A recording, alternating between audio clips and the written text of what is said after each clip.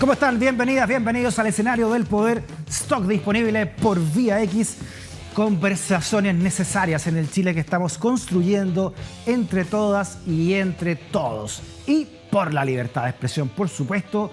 Y es el día en que cambiamos esta música. Por un rato, ¿no? Dejamos de fuera el rock duro de Black Sabbath para irnos con esta canción. Que habla de este mundo que está cambiando, que se está transformando, que es el mundo según Akram.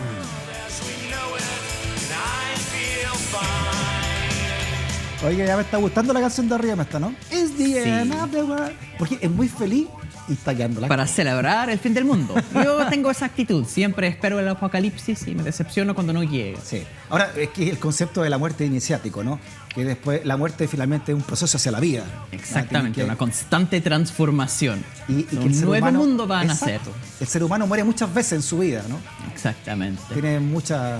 Y la humanidad también. Hemos transformado culturalmente, sí.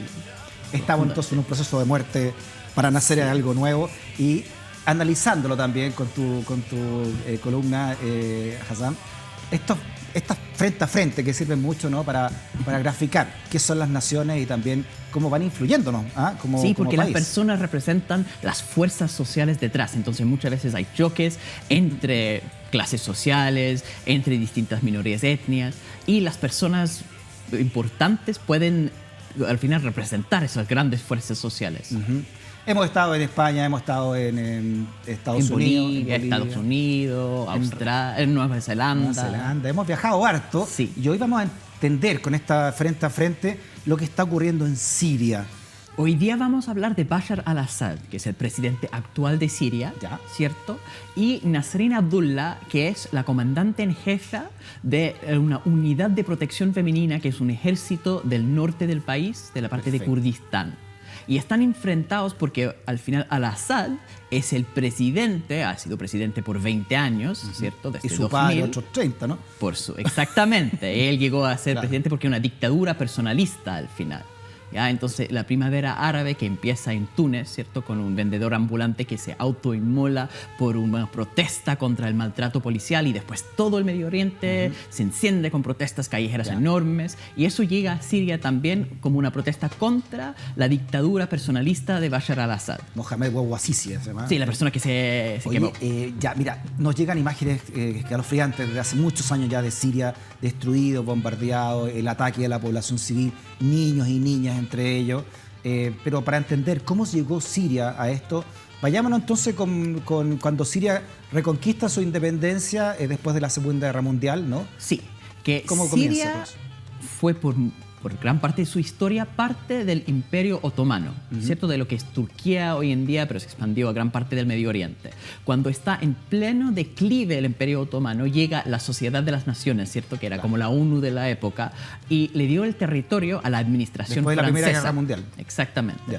Y después los franceses salen en 46 y empieza la República de Siria, pero nunca logra un mínimo de estabilidad democrática. O sea, en 1946 entonces termina la Segunda Guerra Mundial, Francia se retira definitivamente, como lo hizo en muchos países europeos, también de África, dejando votado, ¿no? Lo que fueron antes sus colonias, y ahí empiezan las pugnas internas para saber cómo se organiza, ¿no? Y Siria que uno de los problemas para Siria es que siempre fue parte del Imperio Otomano, entonces nunca tuvo una experiencia de gobernarse autónomamente como territorio.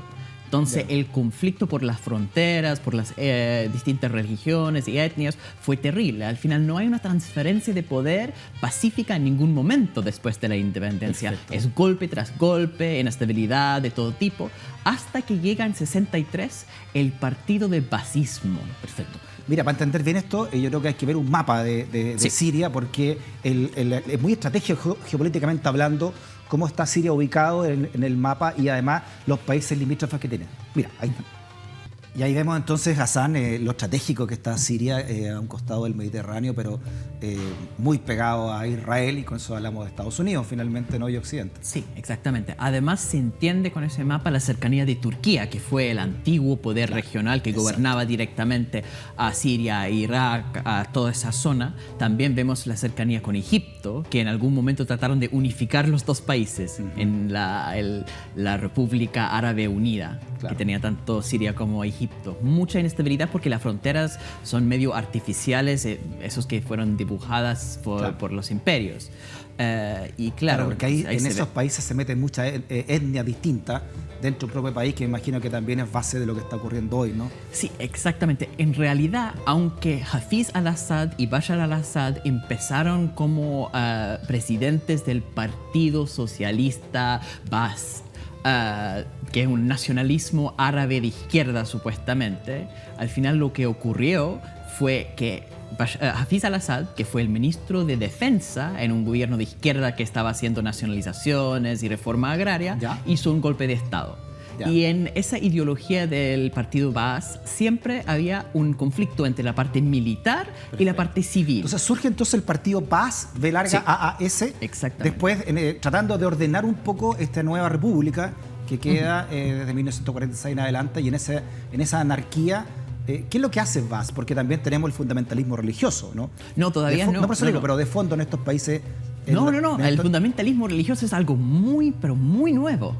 Es que en esa época, al final, lo que está pasando en el mundo árabe es un nacionalismo, parte de la liberación de los imperios, un deseo para progreso social, para alcanzar el desarrollo de los países occidentales. No, eso es la época, al final, de la Guerra Fría. Entonces hay un elemento de izquierda muy fuerte. Te preguntaba yo por lo que pasó con la caída del Shah de Irán, por ejemplo, y el surgimiento de Khomeini en Irán. Sí, eso fue la excepción en los años, al final, 70, antes de eso fueron todos dictadores, ¿cierto? Pero dictadores divididos entre los apoyados por los Estados Unidos y los apoyados por la Unión Soviética. Y la ideología del nacionalismo árabe, del tipo de Baas y también del tipo de Gamal Abdel Nasser en Egipto, es de un progresismo. Lo que quieren hacer la reforma agraria, quieren hacer la industrialización del país. Perfecto. Y en eso, lo que ocurre cuando llega al poder a la parte militar, porque la parte militar hace un golpe contra la parte civil.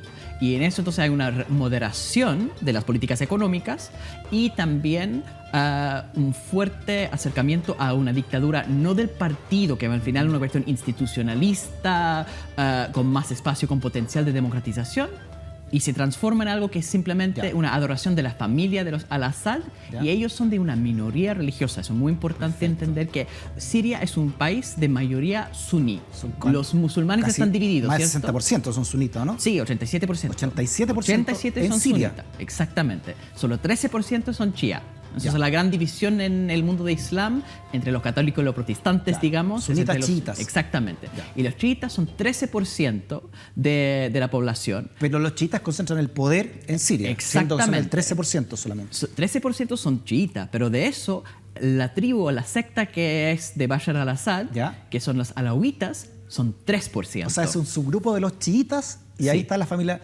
Y ahí ellos son una mayoría aplastante de las fuerzas de inteligencia militar, de la policía secreta. Entonces termina siendo una dictadura étnica, en realidad. Claro, porque uno mete en el saco a mucha gente, pero es muy distinto. Entonces, la manera de ver el mundo, me imagino, aunque son de la misma religión, pero la vertiente sunita con la vertiente chiita, y dentro de los chiitas, el grupúsculo al cual mantiene el poder. Exactamente. Y además hay un tema ideológico muy fuerte, porque al-Assad es un líder secular, fuertemente secular, que esa ideología del nacionalismo árabe que tenía como eslogan unidad, libertad y socialismo. Entonces es un partido que mira al occidente, que busca una versión árabe de los procesos de desarrollo nacional. Ahí no hay nada de religión fundamentalista, que es algo que llega después. Así está Siria hoy, ¿no? Por eso te digo yo que estamos hablando de este tema. Son imágenes que llegan de lo que ha sido la guerra civil de Siria. ¿Qué pasa después de este señor al-Assad que tiene el gobierno 30 años? ¿Y cómo llega Hafez al-Assad llega con 30 años, logra instalar la dictadura personalista, y después de él llega su hijo, ¿cierto? Bashar al-Assad, que es el presidente actual, que de hecho es el segundo hijo, porque su hijo mayor se murió en un accidente de auto. Y el que sigue, Bashar al-Assad, es un oftalmólogo, un cirujano entrenado en Inglaterra. Parece un mandatario occidental, ¿no? Sí, de hecho su esposa es británica y su suegro es un cirujano del Servicio Nacional de Salud en Inglaterra. Es una familia completamente occidentalizada, de religioso tienen muy poco. En realidad, lo que tienen es una dictadura personal de dominio al país. Y cuando pasa entonces la primavera árabe, en 2011 llega a Siria manifestaciones masivas por maltrato policial, por la desigualdad. Bashar ya llevaba 11 años en el poder cuando ocurre la primavera árabe, ¿no? Pues hace 20 años que está ahí. Exactamente. En este poder heredado su padre. ¿Qué se conoce como la primavera árabe y este estallido que produce este comerciante, ¿no? que quiere mejores derechos? Sí, se autoinmola como protesta por las humillaciones constantes de esa policía, como en todo el Medio Oriente tiene una serie de dictaduras de poco monto, digamos, que de ideología no tiene nada, al final legitimación para la dominación de las clases más pudientes, con más dinero al final. Y esos grupos están oprimiendo a la calle árabe y se cansan y hacen entonces esa primavera, el despertar como el estallido en Chile. Literalmente son masivas manifestaciones pacíficas y logran tumbar el gobierno en Egipto, tumbar el gobierno en Túnez. Pero cuando llegan a Siria, y esas masivas manifestaciones son por unos 4 meses, ¿cierto? De marzo, julio aproximadamente. Son manifestaciones netamente civiles. Perfecto. Con una idea de tumbar al dictador a través de la manifestación, a través de la protesta civil. Pero en julio llegan los desertores del ejército sirio a formar su propia banda militar y empieza una guerra civil. Ahí es muy interesante comparar lo que hizo Estados Unidos en Chile con lo que hizo Estados Unidos en Siria. Porque en Chile, 82-83, hay un colapso económico, ¿cierto? Con Harpa. Con Sergio Onofre Harpa como ministro de Interior. Claro. ¿Qué hace? Una apertura, supuestamente. Entonces, Pinochet, como dictador, empieza a ofrecer ciertas concesiones que no son democráticas en realidad. Una señal por un civil por primera vez, ¿no? Desde la dictadura. Exactamente. Y ofrece la posibilidad de una democratización en el futuro. ¿Qué hace Bashar al-Assad frente a las protestas de 2011? Exactamente lo mismo.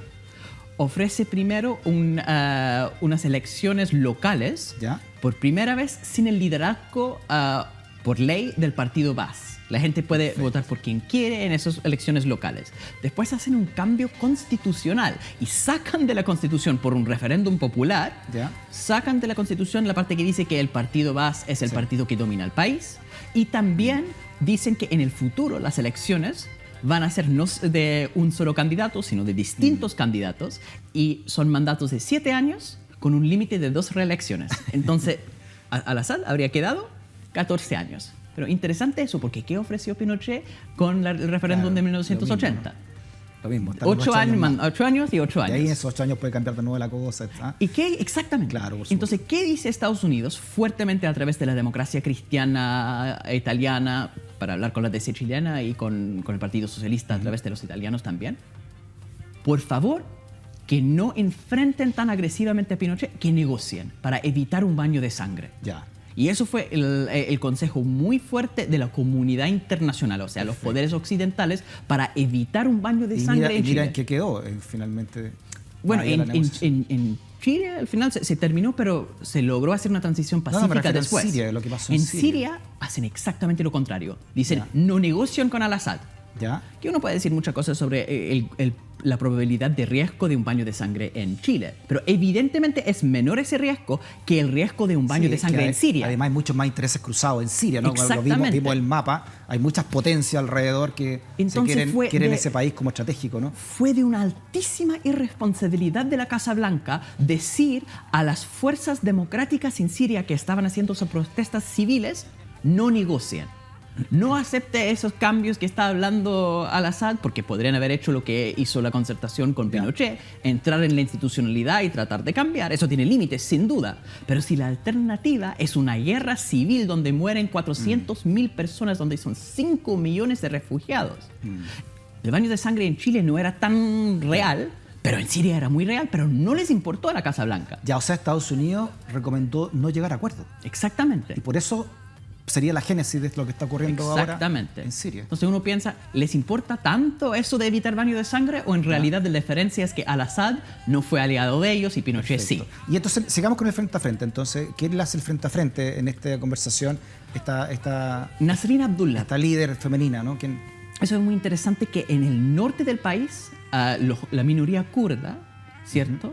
Tiene una cultura muy distinta. Ahí está, tenía de combate, Ella se autodeclara feminista y es inspirada en la ideología política del Partido Obrero Kurdo, de un caballero que se llama Abdullah Öcalan, que fue originalmente un izquierdista nacionalista, pero encarcelado por el régimen turco, empezó a leer a Murray Bookchin, que es un autor estadounidense anarquista que inspira los movimientos ambientales de Estados Unidos. Es una cosa así como de los indignados o de los Occupy Wall Street. De verdad, un pensador utópico muy occidental. Pero Öcalan empieza a decir esto, que es la ideología del confederalismo democrático, que vamos a tener comunidades autónomas democráticas con un consejo comunal elegido directamente, con consejos de los trabajadores para manejar las cooperativas. Esa visión muy del socialismo anarquista libertario, de los sueños de los movimientos más progresistas en Europa y en Estados Unidos,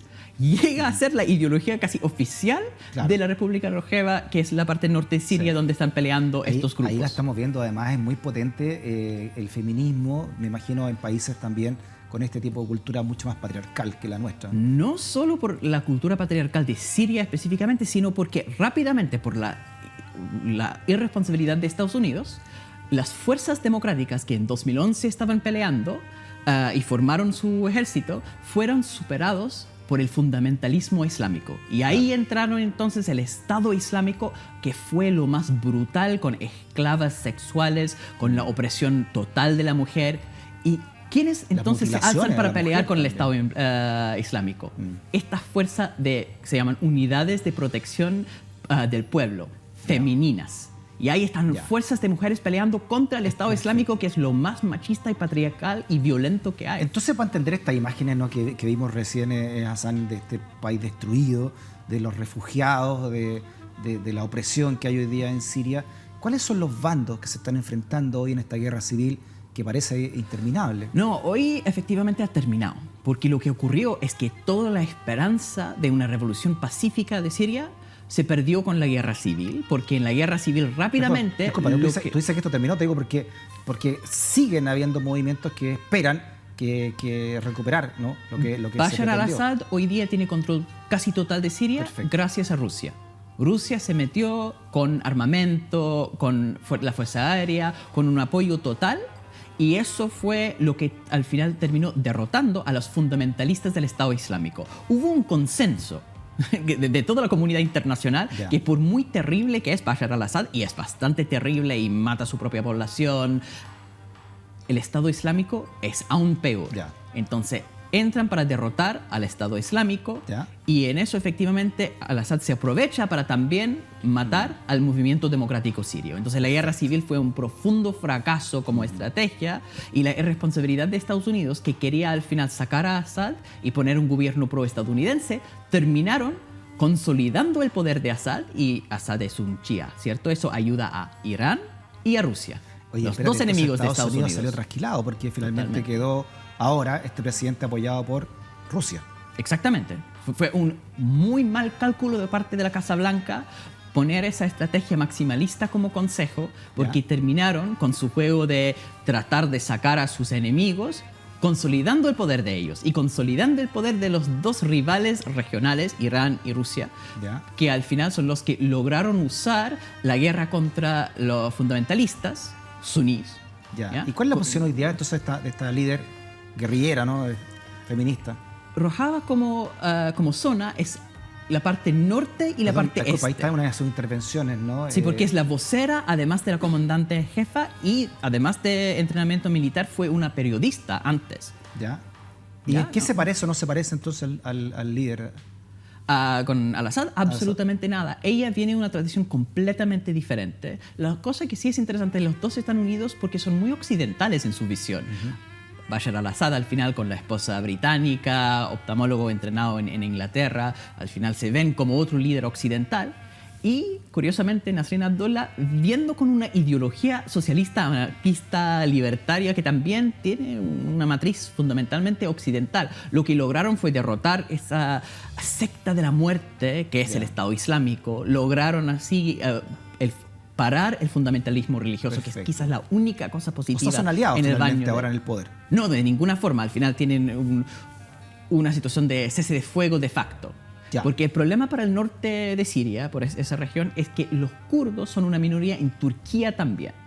Turquía aliado con Estados Unidos. Los kurdos están en históricamente. varios países. Sí, están en la frontera del norte de Siria, que está Turquía justamente ahí. Y por eso han tenido un terrible problema, porque el Estado de Turquía ha hecho la guerra contra los kurdos, los declararon como terroristas. Esas organizaciones, incluso en Europa, son categorizados como organizaciones terroristas, producto de la guerra de Turquía al final, de tratar de aislar a esa minoría. Entonces, finalmente, suponiendo, ¿no?, que se acabó entonces la guerra, digo suponiendo porque son polvorines que están así, Sí. ¿no?, a punto de estallar, pero suponiendo que se acabó la guerra entonces civil, Sí. ¿no?, y que Bashar al-Assad tiene el poder nuevamente Sí.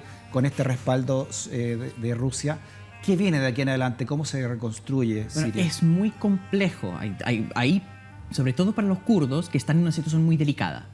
Tenía la defensa porque había un grupito súper chico de soldados estadounidenses Ya. en la zona, que no estaban haciendo nada militar, sino fueron como una advertencia a los turcos de no pasar por la frontera. Se fueron. Entraron los turcos en una invasión a esa franja, la única franja democrática, feminista, libertaria, donde se está construyendo otro tipo de Medio Oriente y una visión distinta del mundo incluso. Y lamentablemente entran los turcos y al final crean una franja, porque al final lo que les importa es que no haya más kurdos armados que podrían querer tener control de su zona también dentro de Turquía. Porque Entonces, siguen habiendo refugiados, ¿no? Las imágenes que vimos acá. 5 millones de refugiados que están en la región. Muchos en Turquía incluso. Claro. Y el problema ahí es la reconstrucción va a ser muy lenta porque al final Bashar al-Assad estaba masacrando su propia población. Entonces hay odios muy fuertes, pero también la gente está con mucho susto. Entonces la lenta reconstrucción de un país completamente devastado. Fue una Increíble. guerra moderna donde entraron a destruir ciudades. No, fue En terrible. Chile la presencia palestina y Siria es muy importante.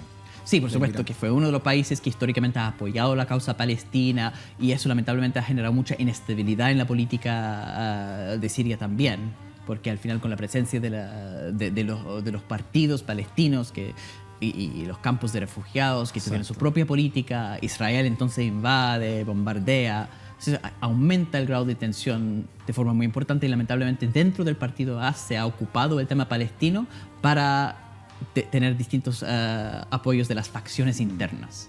Claro, y desde Turquía, ¿no?, que es su frontera norte, es la puerta de entrada a Europa, y también se han visto, ¿no?, ya manifestaciones en Europa, ha recrudecido, por ejemplo, la xenofobia en torno a la inmigración, a partir también de problemas como este. Pero curiosamente, como un símbolo de luz y esperanza, lo que es Rojava, esa zona del norte de Siria, con ese gobierno democrático, como una elección, un consejo democrático con líderes paritarios. Líderes paritarios del Medio Oriente. Ha sido una ideología de cooperativas. Fueron incluso gente para pelear desde Europa.